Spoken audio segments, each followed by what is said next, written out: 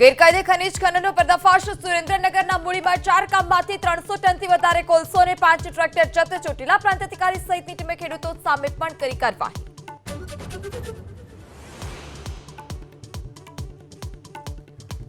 યુવતી સાથે દુષ્કર્મના કેસમાં દોષિત સુરતના જૈન મુનિને આજે સંભળાવશે સજા. શાંતિ સાગર ચીરે સાંજે 5 વાગે સજાનું એલાન. આખરી સજા થાય તે માટે કરાઈ દલીલ.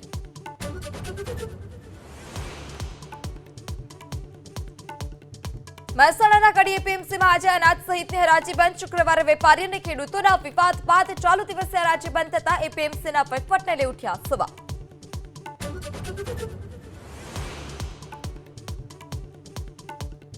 કાફી વાનની ડિલિવરી વાનની આડમાં દારૂની હેરાફેરીનો પર્દાફાશ. સુરતમાં અજય કાફેની વાનમાંથી વિદેશી દારૂ અને બિયરના ટીન જપ્ત કરાયા. 3ની ધરપકડ.